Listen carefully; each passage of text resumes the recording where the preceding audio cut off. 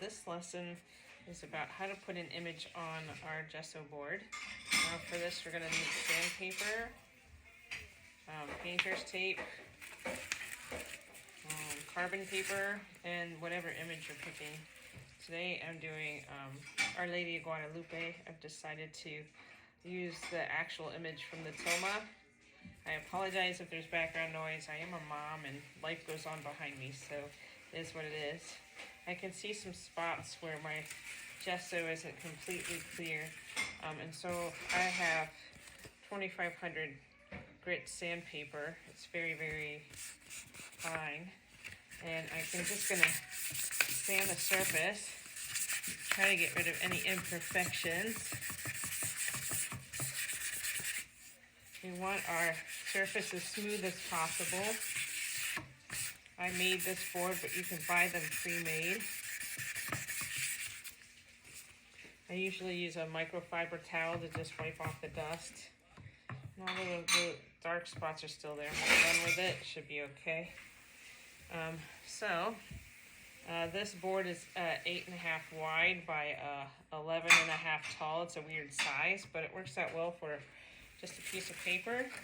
I found my image off the internet, and this is not a copyrighted image, so I'm okay.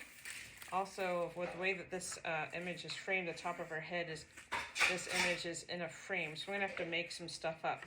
That's okay. The bottom of the image is kind of cut off too. So when I put this where I want it on my board, I'll leave plenty of space at the top because I definitely want to put her letters in, make it an icon. And I might bring the angel all the way down here to almost the bottom because I'll probably put a frame on it.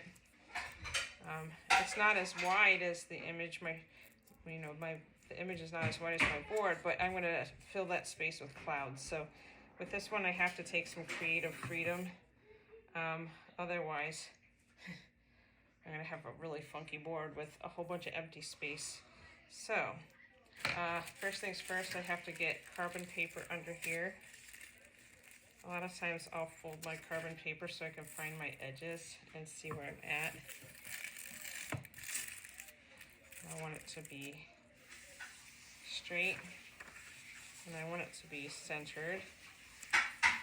So I have about this much on this side, about this much on that side. I eyeball a lot. If you wanted to get a ruler out, you could.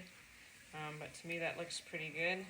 I have that much space on top. I can definitely finish the rest of this icon, and I have room for my frame on the bottom. So what I'm going to do is take my tape.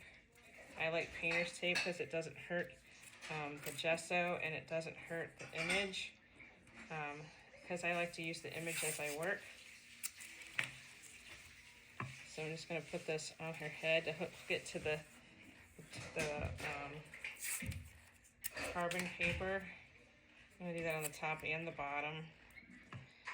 When we're transferring the image onto the board, you can choose to do this freehand, but I like to transfer the image with carbon paper, and there's no shame in doing that. The goal is to make the icon look as much like the original image as possible. It's all about prayer, and it's all about trying to make the original as close, or your icon as close to the original as possible. So I have this on there, nothing's moving. When it comes to getting the image onto the board, you can use a stylus that has a round ball on the end, or I just use a mechanical pencil, a Bic. I usually choose the pencil over the ball because I can see where I've been, and that way I make sure I transfer all my lines. Some people will take tracing paper and find the big lines and not use their image and just use the traced image to do this, but I don't know, this is just what I do and it saves time for me. So, I don't know, I pick a spot like her shoulder here, and I just start pushing. And I try to be as exact as I can. And I'm just going to go ahead and do her whole outline. Follow her robe. has this little cherub's arm here. Now, when it comes to which lines to follow, you don't need to put them all in. It just depends on how well you can paint freehand in terms of the detail. I'm pretty good at throwing stuff in. Like, I'm not going to trace all these little stars on her garment. I'm not going to trace the pattern on her garment that's on her gown. My lines aren't perfect, so if I want to go back, I could fix it. A lot of times I can refer to my drawing. And I know her head comes up here somewhere. I'm just gonna guess that it goes like this. And that should be okay.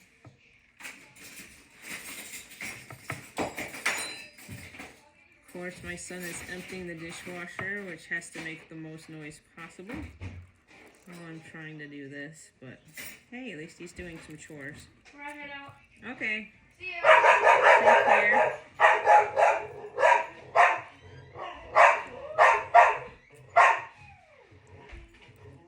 And those are my dogs. If I can figure out how to speed this up on the video, I'll do that. I like to get major folds. I like to get edges. And for me, the hardest part is the face. So I usually take a lot of detail for the face when I'm tracing. And just to show that I can do the outside of the almond here so we can see that the image is being transferred. This particular sheet of carbon paper has not been used before. I usually use my carbon paper about 3 times before I get a new piece.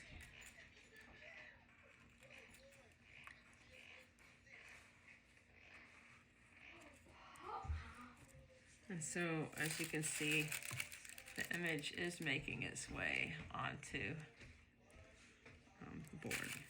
So you just continue. If I was going to do the face, it might be something you're interested in. I'll go ahead and show you what I would do for the face. I would just outline her hair.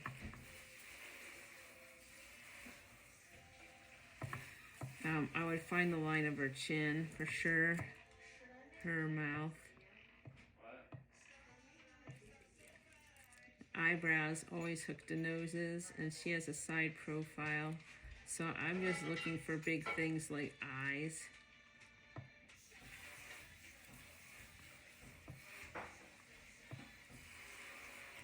And she has these little things under her eyes here.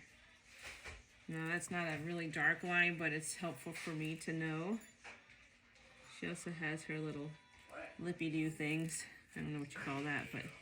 So you can see where I've colored in her face. I haven't gone crazy, just enough to see the lines underneath. So at this point, I'm going to stop the video. Obviously, I'm just going to continue. I'll turn it back on when I get to finished. When I'm finished. Okay, so I've finished. I'm putting my marks in. There's evidence on the tilma that there was actually a crown on this figure, so I went ahead and put one in. If that's what the crown looks like, I have no clue, but this is what I have in my heart, so it's what I'm putting in. I've connected the 2 sides with an arch here, and I've added more to the little cherub dude at the bottom. Now, I've outlined all the big stuff. I haven't done all the designs, just where the folds of the clothes are, and faces for the most part. So what I'm going to do now is just lift up my tape on one end. I don't want to go nuts just ripping it all off. And what I'm looking for is how well did the image transfer.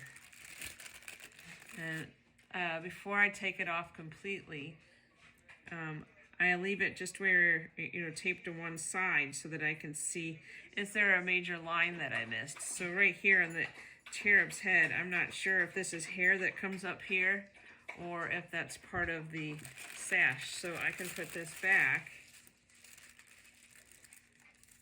And what's happened here is it actually looks like it's a little bit of both, like it overlaps. He has hair and it's part of the moon, believe it or not. So I'm going to connect the moon here. I'm making an executive decision that this will be moon. And I missed a little bit of her foot there. So now I go and I've found that I missed that spot there, the foot, and I've missed the top, or the, right here, this with his head. The rest of it, I particularly pay attention to hands and faces, because for me they're the hardest. And I'm happy with this. So my image has been successfully transferred.